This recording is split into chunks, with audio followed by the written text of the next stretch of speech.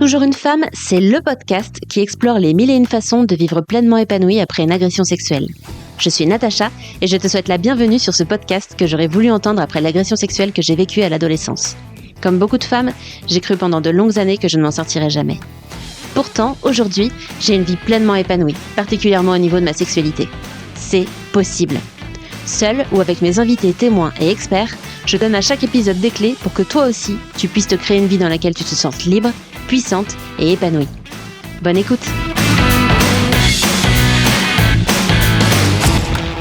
Dans cet épisode, je reçois Sabine Seguin. J'ai adoré cet épisode plein d'espoir et de pétillement. Sabine respire la joie de vivre et nous partage sans tabou les étapes par lesquelles elle est passée ces 35 dernières années. Tu entendras notamment dans cet épisode comment Sabine a découvert l'inceste qu'elle a subi à 18 mois, son parcours de sortie d'amnésie traumatique et son approche d'accompagnement qu'elle propose aujourd'hui. Elle partage également un exercice à faire chez toi pour créer et sentir tes limites. Je te laisse avec cet épisode passionnant. Bonjour et bienvenue Sabine, comment vas-tu ? Très bien Natacha, et toi ? Je suis très heureuse de te retrouver, très heureuse de t'accueillir dans ce podcast. Alors avant même de te présenter et de rentrer dans le vif du sujet, j'aimerais te poser une question pour briser la glace, qui va être une nouvelle question dans le podcast. Qu'est-ce qui fait de toi plus que jamais et toujours une femme ? Ma joie de vivre. Ok, ta joie de vivre, ça te fait de toi une femme ? Il y a aussi une autre chose qui fait de moi une femme, encore plus femme je dirais. C'est que j'ai eu l'expérience merveilleuse d'être une grand-mère. Je suis grand-mère de 2 enfants, 2 petits-enfants donc. Et j'ai cette expérience longue d'avoir été jeune fille, jeune femme, mère et donc maintenant grand-mère. Donc je connais un peu toutes les phases de la femme. Excellent. Merci pour cette belle réponse. Donc Sabine Seguin, c'est comme ça que ça se dit ? C'est ça, Seguin. Tu es thérapeute psychocorporelle spécialisée dans l'accompagnement de personnes qui ont vécu des violences physiques, psychiques, sexuelles, avec une méthode que tu as mise au point. Tu formes d'ailleurs les thérapeutes à cette approche qui prend en compte l'esprit et le corps. On en parlera probablement tout à l'heure. Mais tu n'as pas toujours fait ça. Initialement, tu étais comédienne et professeure de théâtre, c'est ça ? Oui, j'ai fait ça. J'ai été mannequin, comédienne, professeure de théâtre et puis je me suis formée pour être thérapeute et je suis devenue formatrice. Du coup, ma première question qui me vient, c'est comment on passe de comédienne, professeure de théâtre à l'accompagnement de personnes qui ont vécu des agressions sexuelles ? Tout simplement parce que ça a été mon propre parcours, mon parcours personnel qui m'a amenée à ça. Au fur et à mesure de mon propre processus, j'ai avancé pour me réparer, pour aller mieux moi-même. Et du coup, j'ai récolté toutes les méthodes, tous les outils qui m'ont aidée vraiment à ressurgir, à me réinvestir, à rejoindre mon corps, parce que, comme je vous l'expliquerai sans doute tout à l'heure, on se dissocie quand on subit des violences sexuelles. Donc, l'idée, c'est de revenir dans son corps, et c'est ce que j'ai fait grâce au théâtre d'abord, au chant, à la danse et à toutes ces pratiques artistiques qui ont été mon premier pas dans le chemin de résilience. Et puis ensuite, voilà, la thérapie est venue, la thérapie psychocorporelle avec les massages, les mises en situation et tout ce que je vais vous raconter. Ok, donc du coup, tu as vécu, toi, à quelle période de ta vie Alors, j'en ai vécu à plusieurs périodes de ma vie, mais en fait, je n'en ai eu conscience que plus tard. On n'a pas conscience de grand-chose quand on a en dessous de 2 ans, on n'a pas de souvenirs possibles. Et en fait, j'ai mené l'enquête et j'ai compris que c'est à l'âge de 18 mois à peu près que j'ai vécu mes premières violences sexuelles. Voilà. Okay. Puis après, j'en ai vécu à 18 ans et puis un peu plus tard. Qu'est-ce qui t'a amené à mener cette enquête, justement ? Quand on va très très très mal quand on est vraiment très mal dans sa peau, comme on dit, qu'on a des tendances suicidaires, qu'on passe à l'acte d'ailleurs, hein, c'est ce que j'ai fait quand j'avais 24 ans. Ok. J'ai été sauvée miraculeusement, mais voilà, c'est ce qui me permet d'être ici aujourd'hui et d'avoir fait tout ce chemin et ce travail j'ai envie de transmettre aujourd'hui. C'est que vraiment, on n'a plus envie de vivre, on souffre tellement qu'on ne peut plus vivre. Donc on veut que ça s'arrête, que ça se finisse. Donc tu avais une période de ta vie où tu étais très très mal. Qu'est-ce qui t'a amené vers l'idée des agressions, du fait que tu avais vécu peut-être quelque chose Alors au tout départ, je pensais que c'était juste le fait qu'on m'ait confié entre l'âge de, on va dire, 16 mois et demi à 21 mois et demi, c'est très précis, j'ai vérifié comme j'ai mené l'enquête, hein, c'était vraiment... Donc ça Mm. fait 6 mois. 6 mois à cet âge-là, c'est une éternité. Mm. Et je pensais que c'était juste cette impression d'abandon. On m'avait confié à mon oncle et ma tante à l'arrivée de mon petit frère et voilà, je croyais avoir été abandonnée. J'appelais mon oncle et ma tante papa et maman. Et en réalité, c'est cet oncle-là qui a abusé de moi. Et je l'ai compris bien plus tard, quand à 18 ans, au moment où je me suis mariée, la première fois que je me suis mariée, j'étais enceinte, j'avais 18 ans, et ça s'était très bien passé jusque-là. J'avais eu une adolescence plutôt libre, où j'avais on va dire une activité sexuelle enrichissante, satisfaisante. Et là, tout d'un coup, le jour de ma nuit de noces, enfin le soir de ma nuit de noces, là, je me suis retrouvée collée au plafond. Mais c'était pas le plaisir, c'était la dissociation.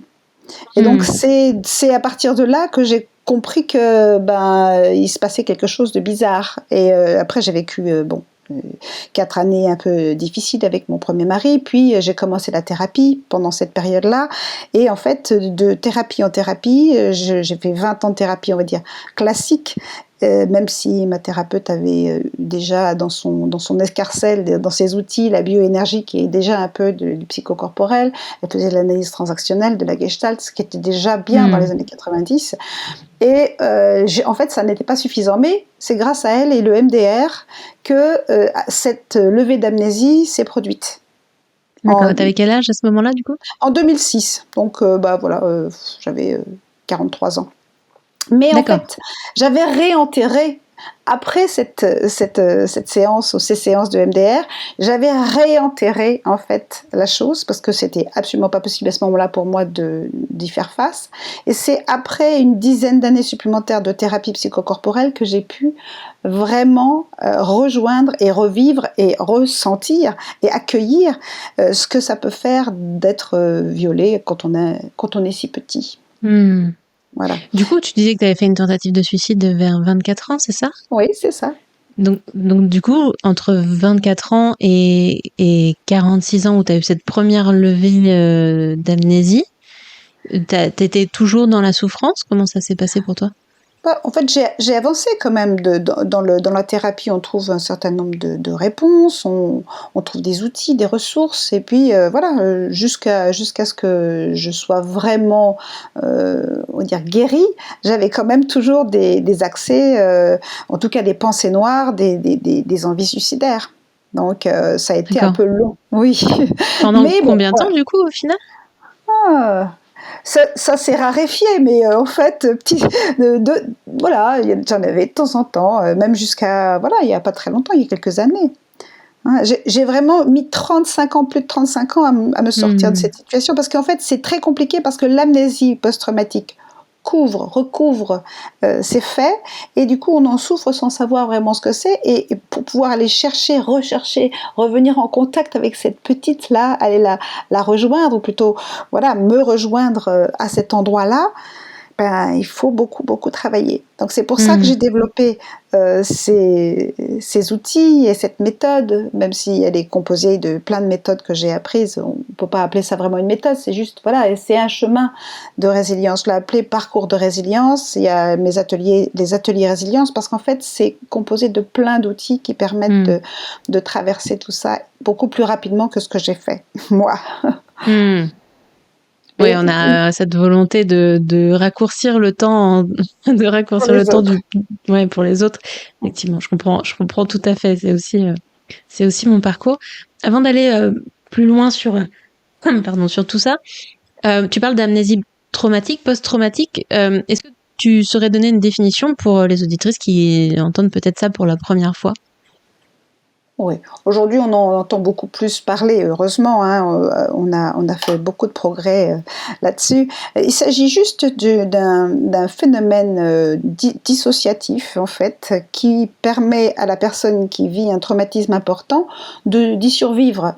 Parce que le taux d'adrénaline et de cortisol sont tels lors d'un choc traumatique qu'on pourrait en mourir. Tout simplement. Donc, il y a une sorte de disjonction, ça disjoncte dans le cerveau et c'est le cerveau reptilien qui prend les commandes et qui dit non, ça va pas être supportable et toc, ni le cerveau limbique ni le cortex préfrontal ne peuvent finalement savoir, être au courant de ce qui se passe.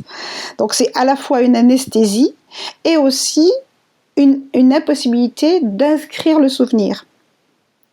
Voilà. Mais qui est quand même là quelque part. Bien sûr, il est dans le corps. Il est dans le corps, toutes les sensations et émotions qui sont finalement les sensations et les émotions. Les émotions sont des sensations, hein, en fait. Hein. Quand on est joyeux, on voit bien qu'il y a vraiment une expansion, une diffusion d'une énergie magnifique, une chaleur. Quand on est très en colère, c'est aussi quelque chose, l'adrénaline nous fait une sorte de boost qui fait que on devient vraiment chargé et prêt. On a les forces qui sont décuplées, on est prêt à fuir ou à combattre. Hein. Donc, tout ça, c'est quelque chose de très corporel. L'émotion, c'est très corporel.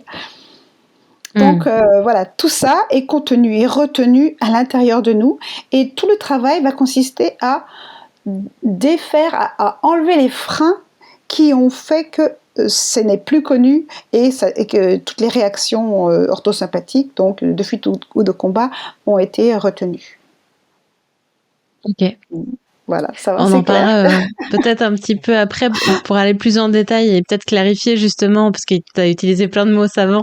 Quand on entend pas, quand on entend parler pour la première fois, c'est peut-être pas facile à suivre. Pour revenir un petit peu sur ton parcours, qu'on comprenne un petit peu la chronologie. Quand t'as compris que t'avais vécu des violences sexuelles à 18 mois, t'avais du coup 43 ans, c'est ça, pendant ta séance EMDR? C'est ça. Ok. Donc là, tu disais qu'à ce moment-là, finalement, tu l'avais enfoui, tu n'étais pas prête à ce moment-là de regarder ça en face. À ce moment-là, j'ai envoyé une lettre à mon parrain, puisque c'était mon parrain, et il m'a répondu. Je l'ai confronté, parce que je voulais savoir ce qui s'était passé. J'avais quand même le sentiment qu'il s'était passé quelque chose de pas clair, même si à ce moment-là, je ne l'avais pas complètement identifié. Et à ce moment-là, il m'a dit « Non, il ne s'est rien passé, je ne comprends pas de quoi tu veux parler ». Puis j'ai été le voir, parce qu'il était en train de mourir d'un cancer du pancréas, et son état s'est détérioré assez rapidement après cet échange de lettres. Et j'ai été le voir, et dès que je suis arrivée à la gare, en bas de la rampe qui m'amenait au souterrain, j'ai vomi dans la poubelle. Et j'ai vomi pendant 2 jours. Tout le week-end, j'ai vomi. Le corps se souvient. Lui, le corps, se souvient, il ne ment jamais. Et en fait, il a fallu que j'attende encore quelques années, que je retrouve la thérapeute que j'avais quittée d'ailleurs assez rapidement après cet épisode, que je la retrouve pour lui parler justement de cette spécialité que j'avais développée des violences sexuelles. On parlait entre collègues. Et en fait, là, elle m'a dit « Ah mais oui, je me souviens, il s'agissait de fellation, ton oncle te faisait faire des fellations. » Et là, je suis tombée de ma chaise. On était en train de boire le thé chez Angelina, très tranquille, et puis tout d'un coup, elle me renvoie ça, elle me le rappelle, alors que moi, je ne m'en souvenais plus. Donc en fait, c'est fort l'amnésie post-traumatique. C'est-à-dire qu'en fait, c'est une défense qui permet de ne pas être confronté à quelque chose qu'on n'est pas capable d'accueillir. Et donc là, à ce moment-là, la deuxième fois, quand elle me l'a rappelé, j'ai repris le contact avec elle, j'ai repris un peu de travail avec elle, et on a continué le travail, même si j'avais fait beaucoup de choses en psychocorporel, on a continué un peu le travail pour finaliser. Et c'est vraiment avec la somatic experiencing et la biodynamique aussi, bien sûr, les massages, que j'ai pu me récupérer tout à fait. Ça a été un long parcours, un long processus. Quelque part, je trouve ça beau, cette capacité du corps à mettre de côté ce qu'on n'est pas capable d'affronter à l'instant T, c'est-à-dire cette capacité à se protéger. Parce que je sais qu'il y a des femmes qui peuvent avoir vécu une amnésie traumatique et qui s'en veulent de pas s'être souvenus, d'avoir mis du temps à s'en souvenir, qui n'arrivent pas à se croire, à croire les souvenirs qu'elles ont, etc. Et puis là, c'est une belle illustration que tu nous montres, c'est que finalement, tant que toi, t'étais pas prête à le recevoir et à le travailler, ben finalement, tu l'as laissé de côté, enfin, pas consciemment, évidemment, mais c'était mis de côté jusqu'à ce que tu sois prête. Moi, j'ai vécu un peu la même chose. J'ai eu, pendant 16 ans, pas mal de temps en temps, ça repopait un petit peu, puis j'y repensais, puis j'ai eu des périodes où j'allais chercher des preuves parce qu'il y avait eu des échanges par message, des choses comme ça, où j'allais chercher des preuves, et puis hop, ça redisparaissait pendant quelques années, puis hop, ça repopait, et puis c'était des nouvelles sensations, où on allait un petit peu plus loin, mais ça repartait à chaque fois, jusqu'au jour où j'étais suffisamment bien dans ma vie personnel, professionnel. J'avais peut-être développé des capacités où j'étais en termes de connaissance de soi, de prise de recul que j'avais pas avant. C'est un peu comme si le terrain était propice. Toutes ces années avaient servi à ce que le terrain devienne propice, et à ce moment-là, ça a ressurgi, puis ça a bien ressurgi. Ça a bien ressurgi, ça a été fort, mais c'était le bon moment. Ça te parle, ça? C'est en fait, la sortie d'amnésie n'est possible que quand on a suffisamment de ressources pour y faire face. Ça veut dire qu'on a rencontré peut-être un thérapeute, qu'on est bien dans sa vie professionnelle et personnelle, qu'on a assez de force, assez de maturité psychique aussi pour y faire face. Et voilà, tout est parfait, c'est très bien comme ça. Hein, c'est salutaire. C'est salutaire. Mais on a quand même besoin d'en sortir à un moment, parce que souvent on est en boucle, hein, et on se retraumatise régulièrement tant qu'on n'est pas sorti d'amnésie. C'est un peu comme si c'était justement les traces du traumatisme qui se répètent et qui nous rappellent: rappelle-toi, ça va toujours pas, t'es pas bien dans tes relations, il se passe quelque chose, telle et telle personne abuse de toi encore, tu vis encore telle et telle chose en boucle. Donc, attention, ça veut dire que c'est pas fini. Il y a encore quelque chose à aller creuser en dessous. Et donc, c'est ça qui nous rappelle à venir travailler ces couches plus profondes. Ouais, ça me parle beaucoup, ça. Et du coup, donc, quand t'as cette prise de conscience peut-être définitive cette fois, où ça revient et à la surface, comment tu le vis, toi, à ce moment-là? La prise de conscience définitive, où ça revient à la surface, comme tu viens de dire, c'est le moment où on est capable de s'ériger devant son agresseur. Moi, ça s'est vraiment concrétisé dans une séance ou deux de somatic experiencing, où j'ai pu, et c'est ça qui est génial dans cette méthode, m'imaginer et sentir dans mon corps toute la victoire que c'est. C'est-à-dire, j'ai pu sauter par-dessus mon petit lit d'enfant, le petit lit de toile bleu marine où j'étais quand j'étais chez eux. Et j'ai pu me voir grandir, arriver à la hauteur de cet homme, le repousser hors de la chambre, vraiment sortir victorieuse de cette confrontation. Et c'est cette victoire-là qui nous fait sortir complètement et de l'amnésie et de toutes les mémoires traumatiques, en fait.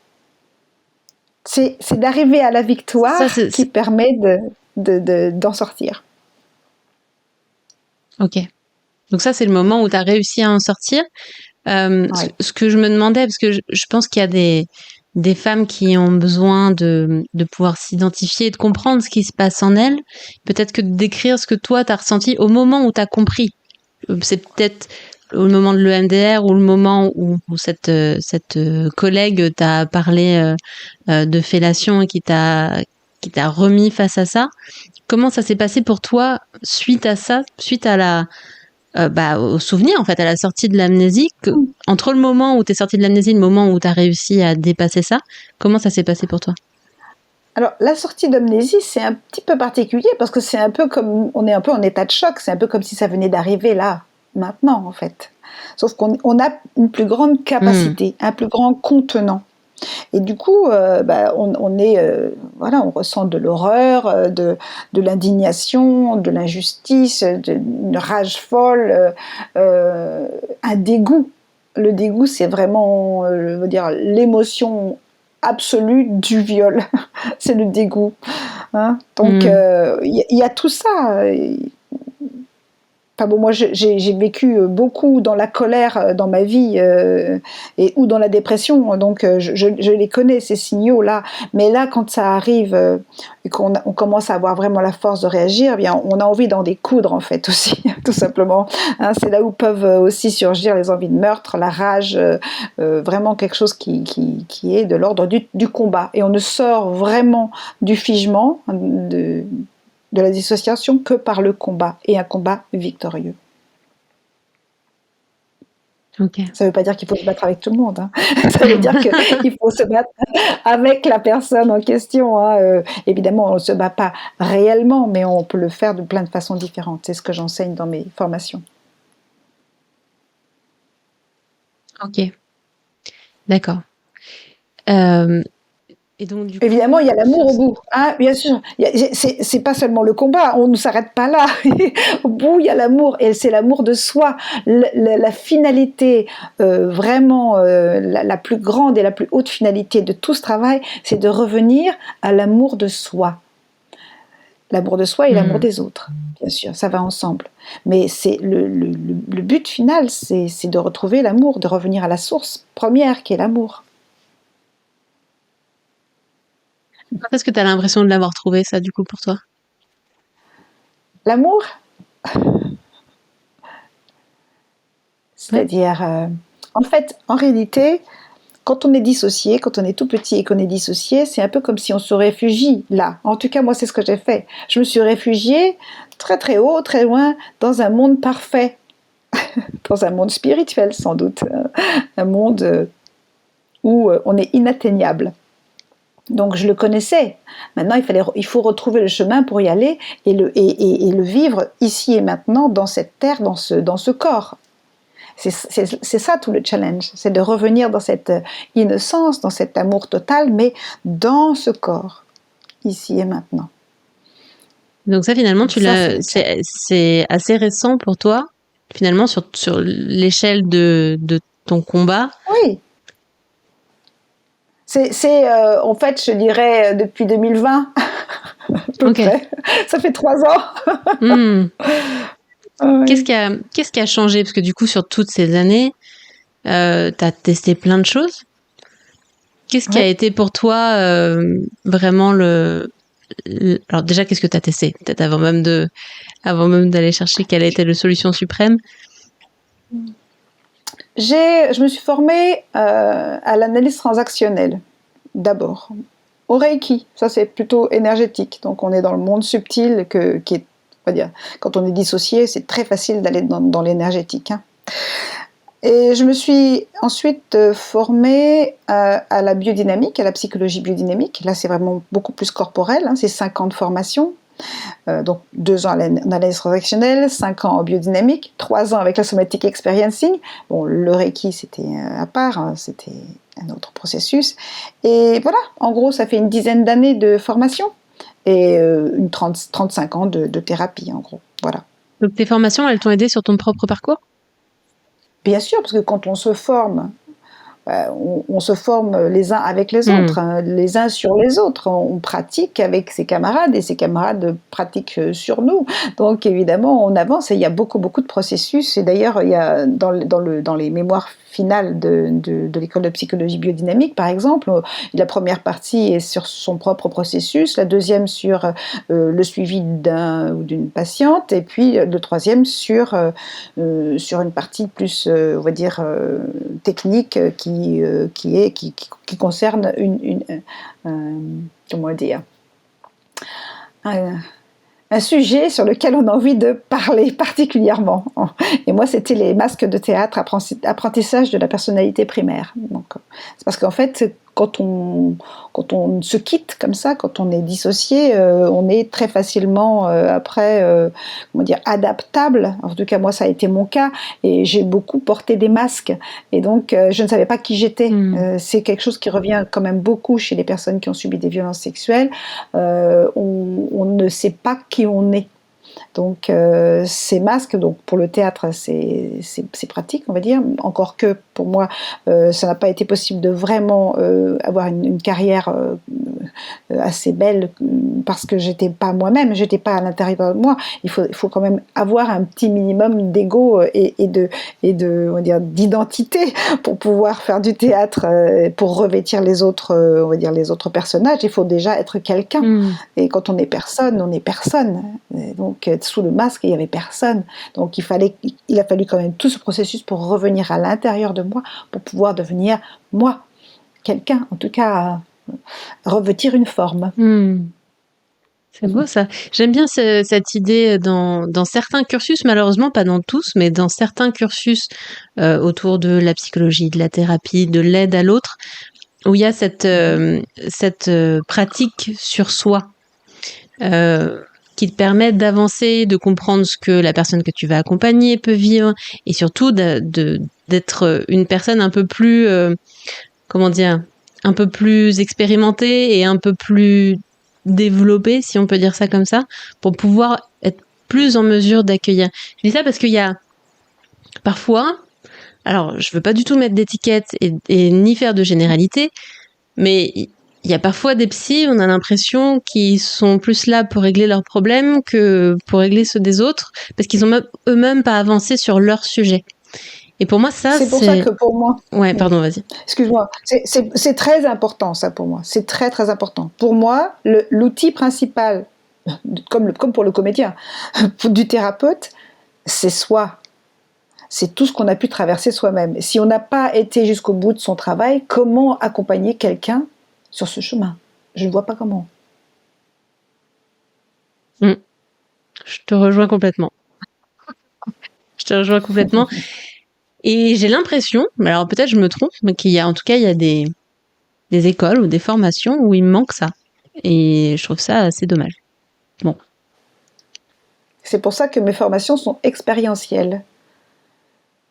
On pratique les uns avec les autres et on fait la fin de son chemin, ou en tout cas, on traverse les étapes qu'on va faire traverser, on va faire passer, on va accompagner les personnes sur ce chemin-là. Il faut l'avoir soi-même arpenté.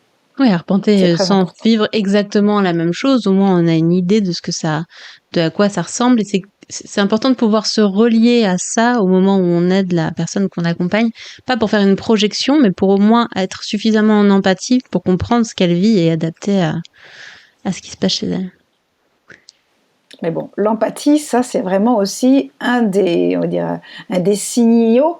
Quand on a été dissocié, on est empathique de fait, puisqu'on est beaucoup à l'extérieur de soi, donc on est vraiment avec l'autre la plupart du temps.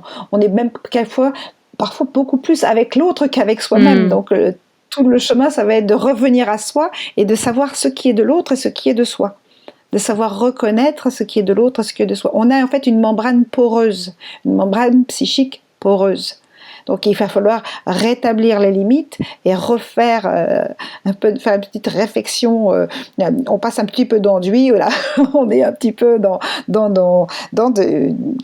de retrouver les limites entre soi et l'autre. C'est ce qui permet après de rentrer en contact avec l'autre. Quand on refait les frontières, c'est ça qui permet de vraiment être en relation avec l'autre. Sinon, on ne sait plus qui est de soi, qui est de l'autre. Qu'est-ce qui est de soi, qu'est-ce qui est de l'autre. C'est hyper intéressant ça. Ok. J'avais jamais vu ça sous cet angle, la distinction. Donc pour toi, une personne qui a vécu un traumatisme, notamment dans les agressions sexuelles, j'imagine que ça vaut pour n'importe quel type de traumatisme, il va avoir du mal à distinguer qu'est-ce qui est soi, qu'est-ce qui est l'autre. Oui. Ok. Il est confondu, il est dans une sorte de fusion. Et ça, tu l'expliques comment ? D'ailleurs, il y a des personnes qui sont par exemple électrosensibles, ou il y a des personnes qui sont, quand ils rentrent en contact avec les autres, ils se sentent envahis très facilement, ou voilà, ils sont, comme on appelle ça, des éponges. Donc voilà, cette apparence finalement spongieuse de finalement l'interface avec l'autre, c'est parce que ça manque vraiment de distinguer et de redéfinir les frontières de la personne. Et c'est le premier thème sur lequel on travaille avec moi ou dans mes formations. Pour toi, quelqu'un qui se laisse imprégner des autres, c'est quelqu'un qui n'arrive pas à mettre des barrières claires entre lui et les autres. On peut se laisser imprégner si on veut, mais il faut avoir le choix. Oui, d'accord. C'est ça la difficulté, c'est d'avoir le choix. Si on a envie d'être en fusion amoureuse, mettons, avec quelqu'un et de vivre quelque chose de complètement fusionnel avec son amoureux, ben, formidable, on retrouve l'unité première, primordiale, on est dans l'amour, c'est superbe. Mais si on ne peut pas faire quoi que ce soit sans être, par exemple, aller dans le métro ou être au travail sans être envahi par l'autre, ça devient gênant. Oui, c'est la différence entre le faire en conscience et le subir, quoi. C'est la possibilité, c'est d'ouvrir le choix de pouvoir le faire. Ok. Le choix, c'est aussi un des thèmes principaux des violences sexuelles. Avoir le choix. Récupérer, retrouver la possibilité d'avoir le choix. Alors qu'on ne l'a pas eu quand on a été agressé. Effectivement, c'est un thème central. Du coup, qu'est-ce que ça a changé pour toi ? C'est quoi le avant-après ta transformation, ça t'a peut-être fait d'ailleurs en étapes. Qu'est-ce qui a évolué pour toi en fonction de ce que tu as travaillé ? Ce qui a évolué, justement, c'est déjà la possibilité d'être moi, l'apprentissage de la régulation du système nerveux. Ça, c'est super important. Par exemple, tout à l'heure, avant qu'on ne commence le podcast, j'ai eu des petits soucis techniques. Fut un temps, j'aurais disjoncté. J'aurais été complètement submergée. J'aurais été incapable de faire ce podcast. Incapable. Parce que mon système nerveux m'aurait vraiment mis en mode hors ligne, c'est-à-dire plus de cortex préfrontal, plus de possibilité de penser, juste un figement émotionnel et intellectuel, enfin un figement, peut-être même physiquement, j'aurais été complètement figée. Donc, apprendre à se réguler, c'est vraiment tout un truc. C'est simple, les outils sont extrêmement simples, maintenant ils sont connus. Donc il faut juste savoir les connaître, savoir les utiliser et penser à les utiliser. Se connecter à une ressource, enfin je ne vais pas les citer tous maintenant, il y a plein de gens qui les connaissent, et puis voilà, ça serait le sujet c'est le sujet du livre que je suis en train d'écrire en ce moment. Hein. C'est-à-dire, voilà, il y a énormément d'étapes qui sont nécessairement comment dire, à traverser, à passer pour pouvoir se retrouver dans un état juste pour être bien, quoi, tout simplement. Pour pas être tout le temps rattrapé par les mémoires traumatiques qui se repointent et qui se font passer pour du présent alors qu'elles sont passées. Du coup, est-ce que tu serais capable de nous donner une sorte de chronologie de ce qui a évolué pour toi au fil des années, au fil des solutions que tu as testées ? Alors, la chronologie.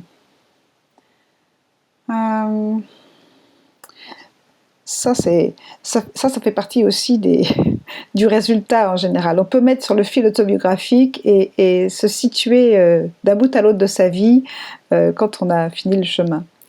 Donc, quand j'ai commencé tout simplement la thérapie, j'avais 22 ans, là j'ai commencé à voir qu'une personne pouvait m'aider. Déjà, premièrement. Commencer à imaginer qu'une personne est en capacité et veut bien m'aider. Premièrement. Après, j'ai fait des expériences avec des mauvais thérapeutes. J'ai pu aussi commencer à me dire non, ça non. J'ai été guidée vraiment de l'intérieur. Ça m'a dit non, avec ce thérapeute-là, non, ça marche pas. Quelque part, ça t'a appris à poser des limites sur ce qui était OK pour toi ou pas. Et pas OK, exactement, oui. Bon, ça, on l'a tous plus ou moins, mais il y a besoin de faire confiance à ça. Si on a des signaux très clairs qui disent non, ça, c'est pas possible, il faut les écouter absolument, absolument. Après, voilà, il y a d'autres signaux qui sont des signaux trompeurs, qui sont dus aux mémoires traumatiques, et là, c'est un peu plus compliqué. Mais bon, on va pas rentrer dans ces détails-là. En tout cas, ce parcours avec ces mauvais thérapeutes t'a aidé à justement te familiariser avec ça et à être capable de plus t'écouter, etc. Exactement. Après, j'ai rencontré ma première vraie thérapeute, je l'appelle comme ça.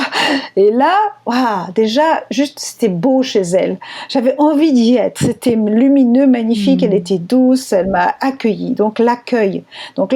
Ça, c'est aussi hyper important. L'accueil, c'est un des sujets super importants. Donc, elle a pu m'accueillir, donc j'ai pu commencer moi aussi à m'accueillir dans ces dimensions-là de mon être.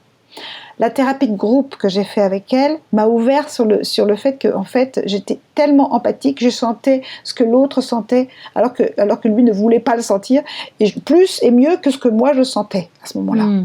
C'était fou. Je me suis rendu compte de ce phénomène d'empathie. Et puis, après, quand j'ai approché justement toutes les techniques psychocorporelles, énergétiques et psychocorporelles, là, je me suis rendu compte que, justement, je n'étais pas les autres n'étaient pas moi, donc j'ai commencé à me rassembler comme une personne distincte, même si je me dissociais régulièrement et je revenais, je me dissociais, je revenais. Donc là, au moins, je commençais à m'apercevoir que j'existais. J'étais pas encore tout à fait dans mes bottes, mais j'existais de temps en temps. Donc après, voilà, la thérapie psychocorporelle, surtout quand j'ai commencé aussi à pouvoir décharger la charge violente, à frapper sur des matelas avec des battes de baseball, avec mes poings, etc. Enfin, vraiment, ça m'a permis de voir comme j'étais puissante aussi, comme j'avais de la force, comme il y avait une force énorme. Mais je me suis rendu compte aussi, avec toutes ces décharges, qu'il y avait un petit peu trop, finalement, ça n'était pas résolutoire. Je frappais encore, mais en fait, ça ne résolvait rien. Et en réalité, c'est grâce au massage qui ont pu me redonner un contour, rien que juste de pouvoir revenir dans mon corps, c'était super important. Après, j'ai fait avec la somatic experiencing la dernière étape, c'est-à-dire en fait vraiment de pouvoir dans ce contexte particulier qui est justement une visualisation qui est reliée aux sensations physiques, de pouvoir vraiment vivre la victoire face au prédateur ou à l'agresseur, waouh, ça y est, enfin, voilà, j'ai gagné, c'est fini, la course est finie, j'ai gagné. Et ce qu'on gagne, c'est la présence, pouvoir être vraiment en soi, que sa présence puisse être vraiment définitivement ancrée dans le corps. Dans son corps, dans son propre corps. Donc ça a été un vrai parcours. Enfin, quand tu l'as raconté, je voyais vraiment l'image, quoi, de toi qui commençait à te reconstituer. Au début c'était très flou, et puis petit à petit c'est devenu de plus en plus net. Et puis il y a eu plein de parties énergétiques, physiques, psychologiques qui ont des barrières, des limites qui se sont mises pour définir le contour de qui t'étais à tous les niveaux, quoi. Oui, c'est ça, exactement. Très très beau. Bon, après, il y a évidemment tout ce que j'ai vécu au niveau personnel aussi, bien sûr. Hein. Moi, j'ai été mariée 3 fois, divorcée 3 fois. J'ai vécu aussi des grosses étapes avec mes époux successifs. Oui, j'imagine que sur plusieurs dizaines d'années, il y a beaucoup de choses à dire.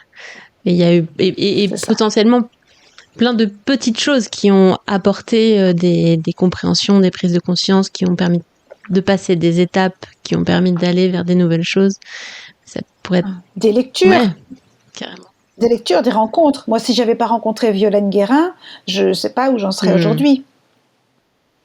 Violaine Guérin, c'est elle qui m'a vraiment ouvert les portes de ce que ça veut dire de se reconstruire après les violences sexuelles.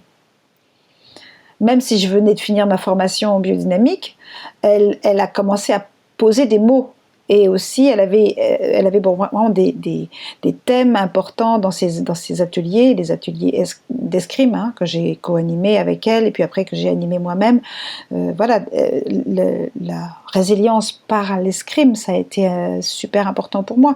Mais c'est là où je me suis aperçue que tous les outils que moi j'avais appris en biodynamique, je pourrais aussi en faire des ateliers réguliers et mensuels, parce que tout le monde n'est pas en capacité de faire de l'escrime, et puis il y a des choses sur lesquelles... voilà, je pense que le psychocorporel est beaucoup plus universel. Excellent. Voilà. Et du coup, comment tu vas aujourd'hui ? Je vais bien, je vais très bien. À quoi ça ressemble j'ai un peu chaud. À quoi ça ressemble une Sabine qui a reconstruit tout son être à tous les niveaux Une femme heureuse, même si je suis seule, parce que je suis actuellement célibataire, je ne suis plus seule. Je suis avec moi, j'ai ma présence en moi. C'est une bonne compagnie. Alors qu'avant, je me sentais toujours seule, même quand j'étais avec quelqu'un. Ok, ça c'est le plus gros changement pour toi finalement? Oui, je m'aime surtout. Je me déteste plus. Je ne déteste plus la vie. Je suis contente, j'ai hâte du lendemain, j'ai hâte du moment présent, j'ai hâte de vivre, d'être heureuse, quoi. Je suis bien. Chaque moment est une fête, voilà. Ce que tu disais au début qui faisait que tu étais toujours une femme, c'est cette joie de vivre qui te caractérise maintenant, du coup. Oui, et je crois que je peux mieux profiter de la beauté de la vie, vraiment. Chaque instant, je peux me connecter, parce que j'ai appris aussi avec tout ce qui est justement de la régulation, de me connecter à la ressource. Et c'est en se connectant aux ressources, que ce soit chanter, danser, écrire, cueillir des fleurs, tout ce qui prier, me relier au tout, me relier à ce qui est au-dessus de nous. Ça, je peux le faire maintenant très tranquillement ici, comme je veux, quand je veux. Même si ça peut m'arriver d'avoir des petits coups de blues comme tout le monde, mais ça reste pas. Je sais tout de suite me reconnecter à quelque chose de bon qui me fait du bien. Ok, donc finalement, ce parcours t'a reconnecté à toi et du coup te permet de te connecter à l'extérieur, mais de manière beaucoup plus consciente et choisie et heureuse. Oui. Super, trop beau. Merci d'avoir résumé ça comme ça, c'est superbe. On est tous les miroirs les uns des autres. Moi, j'ai l'impression, je te fais miroir, tu me fais miroir. Enfin, on est tous les miroirs des uns des autres. C'est juste qu'on est une forme différente de la vie. Et c'est merveilleux. Moi, je m'émerveille toujours quand je te vois. Je trouve ça merveilleux ce que tu fais. Et j'espère que tu apprécies aussi ce que je fais. Et voilà, c'est super. Vraiment. Et en plus, ce que je trouve passionnant, c'est que en discutant de nos expériences et puis de ce qu'on a compris, de ce qu'on a découvert, ce qu'on a vraiment vécu et puis ce qu'on voit chez les personnes qu'on accompagne, finalement, on voit qu'on parle plus ou moins tous de la même chose, mais peut-être avec des mots différents, avec des approches différentes, qui sont hyper complémentaires et qui permettent, par effet miroir aussi, de relier des pièces que toi, t'avais peut-être pas encore reliées par rapport à ta propre expérience. Je trouve ça juste passionnant et d'une richesse incroyable. Donc merci d'être venu partager ça. Ça rajoute une pierre à ce truc-là. J'adore.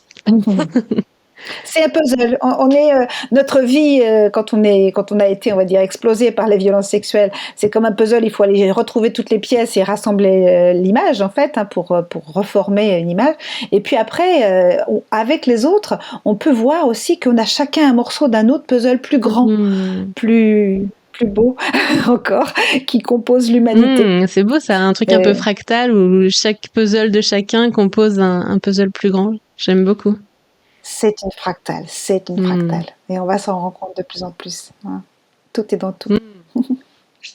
Trop bien. Du coup, on en a quand même pas mal parlé jusqu'à maintenant. Tu disais que donc tu avais créé, donc tu disais c'est pas vraiment une méthode, c'est un ensemble de méthodes. Donc c'est ton approche à toi de comment tu aides et accompagnes les personnes qui viennent à toi. Est-ce que tu pourrais nous expliquer un petit peu en quoi ça consiste, nous en dire un peu plus sur ta manière d'accompagner les personnes qui ont vécu des violences sexuelles? Alors, j'accompagne en individuel, j'accompagne en groupe. C'est très important pour moi les groupes parce que c'est un booster de processus et on va beaucoup plus vite, beaucoup plus loin en groupe, ensemble que seul. Et puis, je fais aussi des formations pour les thérapeutes. Mais ma méthode, en fait, elle est très concrète, pratique.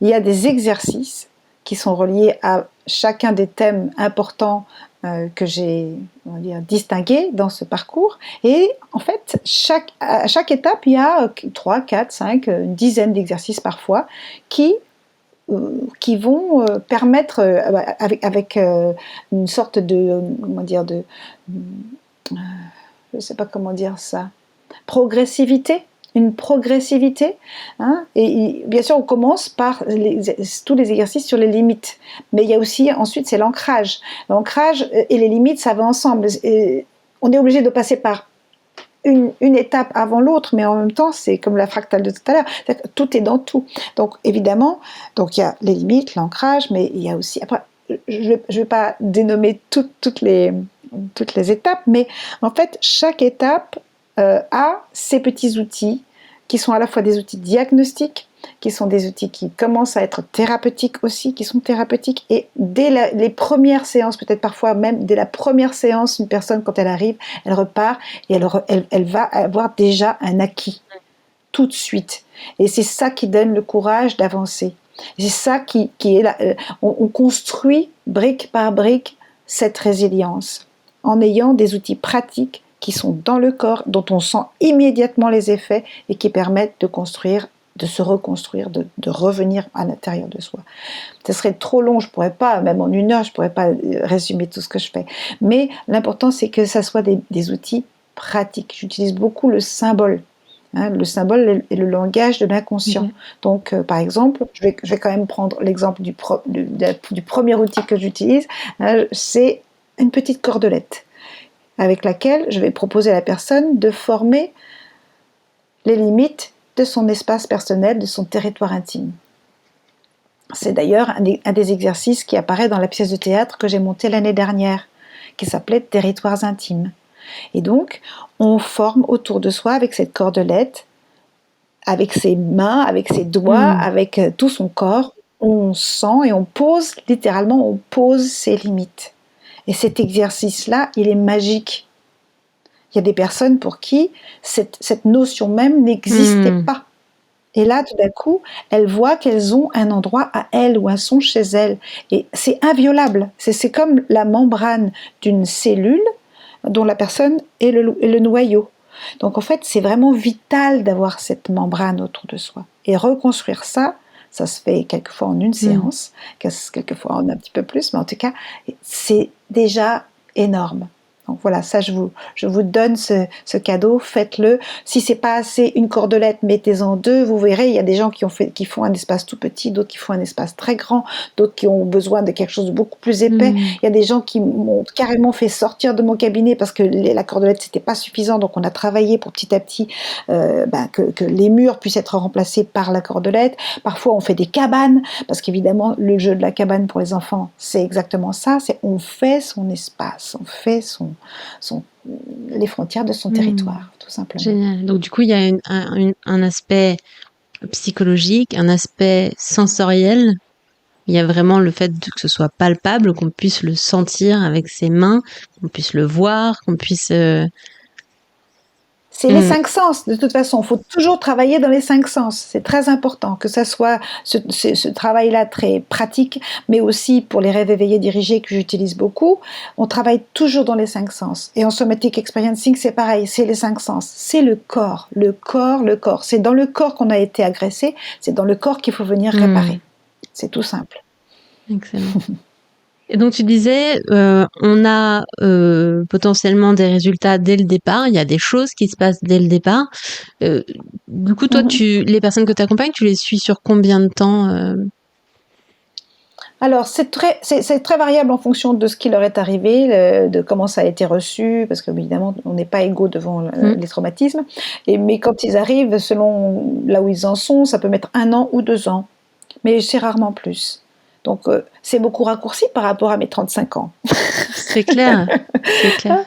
Et par rapport à des thérapies qui peuvent durer des dizaines d'années et qui découragent, en plus ce genre d'expérience quand tu vois des thérapeutes qui en plus ne sont pas toujours bons comme tu as pu l'expérimenter. Au bout d'un moment, on peut peut-être lâcher l'affaire, quoi. Oui. Donc, il faut redonner l'espoir aux gens qu'on peut s'en sortir beaucoup plus vite qu'on ne pense. Et moi, je fais aussi vraiment, ce qui est très important, c'est le sourire, la bonne humeur, l'humour, la légèreté. Retrouver de la légèreté. Hein. De toute façon, ce qui est arrivé, et ça peut paraître iconoclaste, mais c'est fini, c'est passé. Donc il faut juste renseigner le corps, lui dire au corps que c'est fini. Mais au niveau du système nerveux, il y a des trucs qui nous ramènent sans arrêt ces mémoires. Toc et toc, ça revient. Donc à un moment, il faut juste savoir converser avec le système nerveux. Et c'est cette conversation-là, c'est beaucoup aussi de psychoéducation qui va permettre de remettre ces mémoires traumatiques dans le passé, de les archiver. Merci pour toutes ces explications. On arrive doucement à la fin de l'épisode. S'il y avait quelque chose à retenir de tout ce qu'on s'est dit jusqu'à maintenant, ou si tu voulais donner un conseil aux femmes qui nous écoutent, ce serait lequel ? Aller en thérapie. Déjà. Aller en thérapie avec des bons thérapeutes bien formés. Et si il ne vous plaît pas, vous le quittez tout de suite, vous la quittez. Faites-vous confiance, c'est vous qui faites le travail. Vous êtes accompagné par des gens plus ou moins compétents, qui ont fait eux-mêmes plus ou moins le voyage, mais faites-vous confiance. Si vous ne le sentez pas, n'allez pas plus loin avec cette personne et cherchez, changez de thérapeute jusqu'à ce que vous trouviez la bonne personne pour vous. Et ça peut être par une technique ou par une autre, mais voilà, l'important c'est que ça vous convienne. Merci de préciser ça. Il y a un guide à l'intérieur de soi. Un guide à l'intérieur de soi qu'il faut vraiment écouter. C'est la vie qui a très envie de revenir totalement en vous. J'aime bien dire que finalement, on sait déjà tout. Les réponses, elles sont déjà là. Et le plus gros du travail, c'est d'aller écouter ça. Et je le précise très souvent, effectivement, quand je discute avec des gens qui demandent à se faire accompagner, j'insiste beaucoup là-dessus. Est-ce que tu sens que ça va le faire ? Est-ce que tu te sens bien avec moi ? C'est ok, en fait. Je peux pas correspondre à tout le monde. Il y a des énergies, il y a un feeling. Et à un moment, peut-être que c'est pas moi. C'est pas moi, et ça tombe très bien parce que je suis pas toute seule. Alors on n'est pas assez nombreux à mon goût, mais je suis pas toute seule. Il y a d'autres gens qu'on peut aller voir, et c'est très bien. Et peut-être mon approche n'est pas la bonne pour toi, ou peut-être pas la bonne pour toi maintenant. Peut-être que plus tard, ce sera bon pour toi, peut-être jamais. Mais l'essentiel, effectivement, c'est juste d'avoir envie d'y aller et de se faire confiance. Merci de m'avoir rappelé parce que c'est hyper important.